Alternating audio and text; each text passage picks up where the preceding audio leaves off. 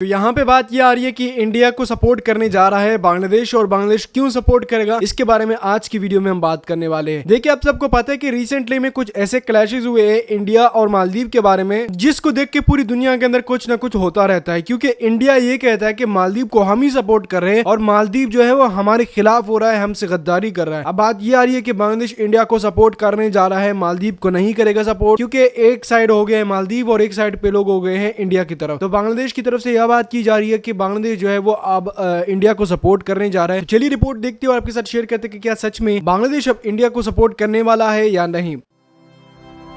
Study IQ IAS, अब तैयारी हुई अफोर्डेबल। नमस्कार दोस्तों, जो मालदीव्स और भारत के रिश्ते रिसेंटली काफी खराब हुए हैं, इसमें आपने देखा होगा कई सारे एक्सपर्ट्स के द्वारा और कई लोग सोशल मीडिया से लेकर हर जगह ये कह रहे थे कि भारत के आसपास जो पड़ोसी देश हैं, क्या वो चाइना के डेट ट्रैप में फंसते जा रहे हैं। तो इन्हीं सारी चीजों को लेकर एक्चुअली क्या हुआ है कि बांग्लादेश के जो फॉरेन मिनिस्टर है, उनका एक बहुत बड़ा बयान आया है। देखिए उन्होंने क्या कहा है, Bangladesh won't succumb to the Chinese, India need not worry. तो एक तरह से वो भरोसा दे रहे हैं भारत को कि यहां पर भारत को चिंता करने की जरूरत नहीं है। और इनफैक्ट यहां पर उनसे सवाल भी पूछा गया था रिगार्डिंग जो मालदीव्स और भारत का जो प्रॉब्लम्स चल रहा है, उसको लेकर भी उन्होंने कुछ बोला है। आपको काफी कुछ जानने को मिलेगा इस वीडियो से। चलिए शुरुआत करते हैं और सबसे पहले ये देखते हैं कि एग्जैक्टली हुआ क्या है। देखिए रिसेंटली आपने देखा होगा कि बांग्लादेश में भी इलेक्शंस हुए थे और यहां पर आप देख सकते हो बांग्लादेश की जो अवामी लीग है, दैट इज शेख हसीना की जो पार्टी है, वो वापस से चुनाव जीत चुकी है। और यहां पर आप देख सकते हैं कि लगभग 74% वोट जो उनको पिछले इलेक्शन में मिला था और 300 सीट्स में से वो पिछली बार 257 सीट्स में जीत हासिल की थी। लेकिन इस बार उनका जो सीट है, नंबर ऑफ सीट्स है, वो कम हुआ है, 222 सीट है। लेकिन आपको समझना है कि वहां पर अभी भी मतलब 300 सीट्स में से 222 सीट जीतना इतना आसान तो है नहीं। लेकिन क्या है कि बांग्लादेश पे आरोप ये लग रहा है कि वहां पर जो अपोजिशन पार्टीज हैं वो चुनाव नहीं लड़ रही हैं, तो उसको लेकर काफी ज्यादा सवाल खड़े किए जा रहे हैं। क्योंकि जो मेन अपोजिशन पार्टी है Bangladesh nationalist party BNP, that is Khaleda Zia की पार्टी, उन्होंने बॉयकॉट कर रखा है पिछले 2-3 बार से। तो यहां पर शेख हसीना वापस से प्राइम मिनिस्टर बनी है, जो कि भारत के लिए फायदेमंद है, क्योंकि खालिदा जिया जब भी आई हैं उनका रिलेशन भारत के साथ काफी खराब रहा है। तो इसी के अवसर पर क्या हुआ था, चुनाव के दौरान जो शेख हसीना हैं उन्होंने भारत को एक तरह से प्रेज भी किया और भारत को क्रेडिट दिया कि India is the trusted friend, ऐसा उनके द्वारा बोला गया। तो यहां पर हुआ क्या है कि जो फॉरेन मिनिस्टर हैं बांग्लादेश के AK अब्दुल मोमेन, जो कि वापस से ही ये भी फॉरेन मिनिस्टर बनेंगे, तो उनसे बातचीत की इंडिया टुडे ग्रुप ने। और यहां पर जो इलेक्शंस का इंपैक्ट है भारत और बांग्लादेश के ऊपर, रिलेशंस विद चाइना और साथ ही साथ भारत और मालदीव्स के बीच में जो हुआ है, उसको लेकर सवाल पूछा गया और तब उन्होंने जवाब दिया है। और उसी के बारे में ये मैं आपको वीडियो बना रहा हूं और इसको लेकर अलग अलग पहलू भी हम देखेंगे। यहां पर जब डेट की बात होती है तो बांग्लादेश के ऊपर चाइना का कितना परसेंट, मतलब ओवरऑल डेट क्या है, ये सारी चीजों को लेकर काफी इंटरेस्टिंग चीज सामने आई है। सबसे पहले अगर हम बात करें चाइनाज इन्फ्लुएंस ऑन बांग्लादेश, तो यहां पर एक्चुअली क्या हुआ था कि रिपोर्टर के द्वारा सवाल पूछा गया फॉरेन मिनिस्टर से कि यहां पर जो बीजिंग का इन्फ्लुएंस लगातार बढ़ता जा रहा है रीजन में, मतलब इस पूरे रीजन में अगर आप देखोगे चाइना जो है, चाहे मालदीव्स की बात करें, बांग्लादेश की बात करें, उनको काफी सारा कर्ज दे रहा है, ये आरोप लगा है। तो उसके ऊपर उनका क्या कहना है, तो देखिए यहां पर जो फॉरेन मिनिस्टर हैं AK अब्दुल मोमेन, उनका यह कहना था कि उनका जो देश है Bangladesh, it won't succumb to China, मतलब वो चाइना के सामने झुकेगा नहीं, क्योंकि यहां पर उनका जो लोन है, बांग्लादेश का जो लोन है, जो बीजिंग से लिया हुआ है, जो चाइना से लिया हुआ है, it is less than 1% of GDP। अब मैं आपको बता दूं बांग्लादेश की GDP इस समय अगर आप देखोगे, इट इज अराउंड 1.1 ट्रिलियन के आसपास। तो यहां पर 1%, मतलब इसके GDP का 1% भी नहीं है बांग्लादेश ने जो डेट, जो कर्ज चाइना से लिया हुआ है। तो क्योंकि यहां पर कर्ज कम है, इसके लिए बांग्लादेश को चाइना के सामने झुकने की जरूरत नहीं है। We don't have too much influence of China in Bangladesh. Basically उनका यह कहना था कि यहां पर चाइना के साथ हमारे रिलेशंस हैं, हमारा एक तरह का डेवलपमेंट पार्टनर है, वो हमारे कई प्रोजेक्ट्स में मदद करता है, चाहे वो कॉन्ट्रैक्टर के बेसिस पर हो, एक्सपर्ट के बेसिस पर हो। लेकिन एक्चुअली अगर आप यहां पर पैसे की बात करें, मतलब जो बांग्लादेश ने चाइना से पैसा लिया है, it is less than 1% of GDP, so it is nothing, ऐसा बांग्लादेश के फॉरेन मिनिस्टर का कहना है। इनफैक्ट यहां पर इसके साथ साथ उन्होंने यह भी कहा कि एक तरह से प्रोपेगेंडा फैलाने की कोशिश की जाती है कि Bangladesh was also becoming indebted to China, मतलब जानबूझकर यह फैलाया जाता है कि जो बांग्लादेश है वो चाइना के कर्ज में डूब चुका है। लेकिन एक्चुअली अगर आप देखोगे यहां पर कोई भी देश दूसरे के कर्ज में तभी डूब सकता है अगर उसका जो बोरोइंग है, टोटल बोरोइंग 55% हो जाए, मतलब उस देश ने जितना भी कर्ज लिया है अलग अलग देशों से उसमें 55%, 50% से ज्यादा हिस्सा अगर एक अकेला देश का होता है तब हम कह सकते हैं कि वो कर्ज में डूब रहा है उस देश के। लेकिन हमारा जो टोटल बोरोइंग है उसका सिर्फ 13.6% ही हम चाइना से लेते हैं।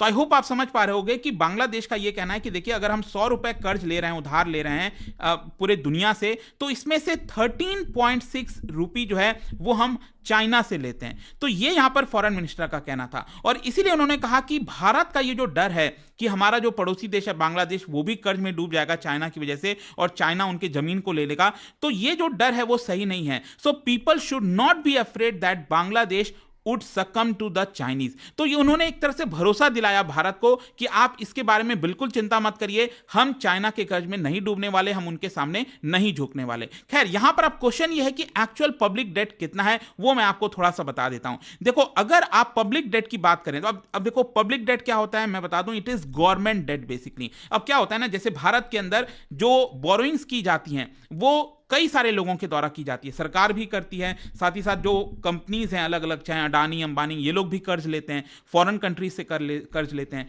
तो यहां पर जब हम पब्लिक डेट की बात करते हैं तो यहां पर हम सिर्फ गवर्नमेंट वाले डेट की बात करें, जो सरकार ने डेट लिया है बॉन्ड्स के माध्यम से, अदर सिक्योरिटीज के माध्यम से दूसरे देशों से।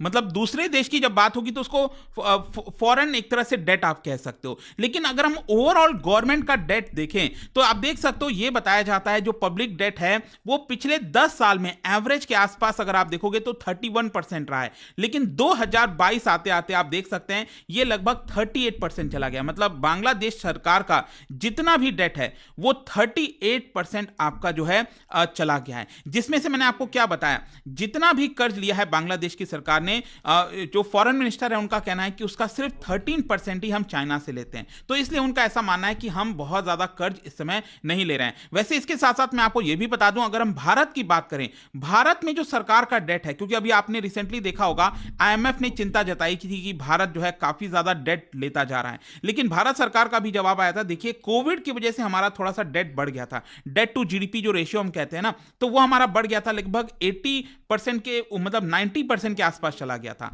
ये आपका जब कोविड का समय आया था। लेकिन यहां पर अब लगातार जो डेट टू जीडीपी रेशियो है वो कम होता जा रहा है। 2022 में 81% हो गया और अभी 2023 में आप देखोगे तो ये फर्दर गिर के 79% के आसपास हो गया। तो अब हम थोड़ा सा कंट्रोल में आ गए हैं, ऐसा भारत सरकार का कहना था। वैसे यहां पर आप देख सकते हो जब भी कोई डेवलप्ड इकोनॉमी की अगर आप बात करोगे ना, जो ऑलरेडी डेवलप्ड हैं, तो मेजर इकोनॉमीज में आप देखिए तो उनका जो कर्ज है डेट टू जीडीपी रेशियो वो हमेशा आपको 100% के ऊपर ही देखने को मिलेगा। और वहीं अगर हम साउथ एशिया कंट्रीज की बात करें एवरेज में तो अराउंड 70-80% के आसपास देखने को मिलता है। तो भारत का जो डेट है लगभग उसी के आसपास है, उसमें उतना ज्यादा चिंता करने की बात नहीं है। जहां तक बांग्लादेश का जो ट्रेड है भारत और चाइना के साथ, अगर आप यहां पर हम बात करें कि बांग्लादेश किस देश के साथ ज्यादा ट्रेड करता है, तो देखिए ऑब्वियसली बात है चाइना के साथ करता है, लेकिन यहां पर आप देख सकते हो bilateral trade between India and Bangladesh 2021-22 में ये $15 बिलियन को क्रॉस कर गया है, जो कि लगातार बढ़ता जा रहा है। और भारत रिकॉग्नाइज करता है बांग्लादेश को as a vital eastern buffer. मतलब अगर हम बात करें इस मैप में तो आप देख ही सकते हो तीनों तरफ से यहां पर भारत से घिरा हुआ है, तो इसकी वजह से हमारा जो पड़ोसी देश है बांग्लादेश एक इंपॉर्टेंट रोल प्ले कर सकता है डेवलपमेंट में। और साथ ही साथ हम बहुत सारा जो इंफ्रास्ट्रक्चर प्रोजेक्ट्स हैं, चाहे पावर ग्रिड की बात करिए, बहुत सारी चीजें लगातार बांग्लादेश को देते रहते हैं। और हिस्टोरिकल टाइज तो है ही है, 1971 में बांग्लादेश बना, उसमें भारत का सबसे अहम योगदान था, तो इसकी वजह से ये इंपॉर्टेंट हो जाता है। जहां तक चाइना की बात है तो बांग्लादेश और चाइना के बीच में जो ट्रेड है वो लगभग $25 बिलियन का है, भारत के साथ कितना है $15 बिलियन का। तो यहां पर चाइना के साथ ज्यादा ट्रेड है। और साथ ही साथ बांग्लादेश का यह कहना होता है कि देखिए बहुत सारे जो इंपॉर्टेंट इंफ्रास्ट्रक्चर होते हैं उसमें चाइना काफी ज्यादा इन्वेस्ट करता है। और स्पेशली यहां पर क्या हुआ है कि जब से बेल्ट एंड रोड इनिशिएटिव आया है और बांग्लादेश ने उसको एक्सेप्ट किया है, तो लगभग $10 बिलियन अकेले बेल्ट एंड रोड इनिशिएटिव के तहत बांग्लादेश ने लिया है। तो रीसेंट टाइम्स में बेल्ट एंड रोड इनिशिएटिव की वजह से थोड़ा सा कर्ज तो बढ़ा है, लेकिन जैसा मैंने आपको बोला कि बांग्लादेश का यह कहना है कि हम बहुत ज्यादा कर्ज में नहीं है, हम यहां पर चिंता की बात नहीं है, जितना नॉर्मल डेट होना चाहिए था, चाइना से हमें लेना चाहिए था, वो हमने लिया हुआ है। अब यहां पर उनसे एक और सवाल पूछा गया, जो फॉरेन मिनिस्टर है, जैसा मैंने आपको बताया, उनसे पूछा गया regarding tensions between India and Maldives. तो देखिए, इसमें पूरी तरह से उन्होंने भारत का साथ दिया है। यहां पर उन्होंने कहा है कि एक्चुअली उनसे यह पूछा गया कि रिसेंटली जो डेरोगेटरी रिमार्क्स पास किया गया, आपने देखा होगा जो 3 डेप्यूटी मिनिस्टर्स हैं मालदीव्स के, उन्होंने पीएम मोदी को लेकर, भारत को लेकर कुछ रिमार्क्स पास किए थे। तो उसको लेकर उन्होंने कहा कि in our own value judgment in our society, we normally respect others. तो हम दूसरे को रेस्पेक्ट करते हैं। We expect leaders before making any fictitious और अट्रैक्टिव कमेंट। तो किसी भी प्रकार का जो डेरोगेटरी कमेंट्स है वो दूसरे लीडर के लिए पास नहीं करना चाहिए। So we think we should honour the dignity and the office. तो एक तरह से वो यहां पर भारत का ही साथ दे रहे थे। खैर, यहां पर मैं आपको एक और चीज बता दूं, मालदीव्स के अगर हम इंपोर्ट की बात करें तो मालदीव्स किस देश से कितना इंपोर्ट कराता है, तो यहां पर आप देख सकते हो कि सबसे ज्यादा इंपोर्ट 2022 में अगर हम बात करें तो वो ओमान से कराया था, लगभग $550 मिलियन के गुड्स का। और सेकंड नंबर पर भारत का है। यहां पर आप देख सकते हैं जितना भी इंपोर्ट कराता है मालदीव्स, उसमें 18% हिस्सा ओमान का है, फिर 14% हिस्सा भारत का है। जहां तक चाइना की बात है, ये आप देख सकते हो, चाइना का लगभग 11% आपको मिलेगा। लेकिन एक्चुअली क्या है ना कि ये अप एंड डाउन होता रहता है। दोनों यहां पर चाहते हैं, भारत और चाइना, ये आप देख सकते हो। पहले 2014 के समय चाइना नीचे था, फिर उसके बाद आप देख पाएंगे यहां पर 2020 के आसपास कोविड के दौरान यहां पर फिर से जो चाइना है, कोविड के जस्ट पहले भी इनफैक्ट अगर आप देखोगे 2018 में, 17 में, तो चाइना ऊपर चला गया। लेकिन कोविड के बाद से 2021-22 के बाद से आप देख सकते हैं भारत वापस से ऊपर चला गया। मतलब इस समय भारत ज्यादा एक्सपोर्ट करता है मालदीव्स को। लेकिन जाहिर सी बात है, रिसेंटली आपने देखा होगा कि मुइज़ो जो हैं, जब से वो बने हैं प्रेसिडेंट मालदीव्स के, तो उसके बाद से ऐसा लगता है कि अब वो पूरी तरह से प्रो चाइना हो चुके हैं। और उसको लेकर मैंने ऑलरेडी काफी सारे वीडियोस बनाए थे। खैर, जो भी है, फाइनली यहां पर कंक्लूजन क्या निकलता है? देखो, कंक्लूजन ये है, एक तरफ है बांग्लादेश, जिसका भारत के साथ काफी अच्छा संबंध है, और स्पेशली शेख हसीना वापस यहां पर चुनकर आई हैं, तो भारत को उतनी चिंता की बात नहीं होगी। लेकिन दूसरी तरफ मालदीव्स में हमारे लिए चिंता की बात हो गई है, जब से मुइज़ो प्रेसिडेंट बने हैं। और रिसेंटली आपने देखा ही होगा कि उन्होंने अपना जो पहला विजिट है वो टर्की का रखा, फिर चाइना का रखा। ऑल्दो यहां पर जब भी कोई मालदीव्स में प्रेसिडेंट बनता है वो पहले भारत आता है। और इसके साथ साथ अभी रिसेंटली खबर भी आई है कि मुइज़ो ने यहां पर बोला भी है कि वो भारत आना चाहते हैं, लेकिन भारत ने अभी किसी प्रकार का रिस्पॉन्स नहीं दिया है। देखना होगा आगे क्या होता है। बट यहां पर बांग्लादेश के पर्सपेक्टिव से ये जरूरी था कि उनका जो साथ है वो भारत के साथ रहे, और ऐसा ही देखने को मिल रहा है।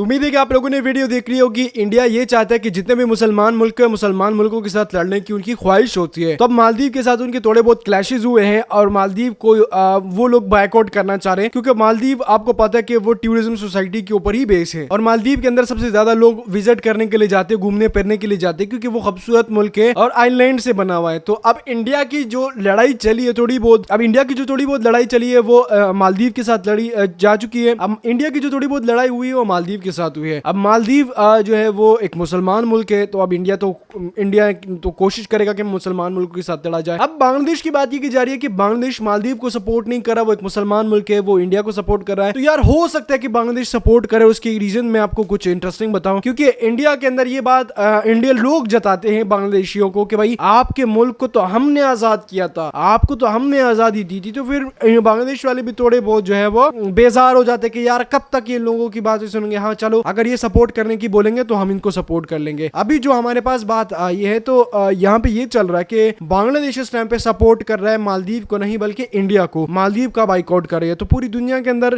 या एशिया के अंदर हम देख ले, तो पूरी दुनिया तो नहीं, खैर एशिया के अंदर हम देखते हैं तो बाइकआउट मालदीव की बात चल रही है, और मालदीव को बाइकआउट किया जा रहा है। जबकि इंडिया की बात ये चल रही है कि इंडिया को बहुत सारे मुसलमान मुल्क सपोर्ट करे, जिसमें ईरान की बात की जा रही है। तो भाई यहाँ पे यही बात चल रही थी कि मालदीव को सपोर्ट ना किया जाए, इंडिया को सपोर्ट किया जाए। और बांग्लादेश अब जो है वो बिल्कुल इस ध्यान पे आ चुका है कि वो मालदीव को नहीं बल्कि इंडिया को सपोर्ट करे, सिर्फ और सिर्फ इस वजह से कि इंडिया और मालदीव के बीच में थोड़ी बहुत क्लैशेस हुए हैं।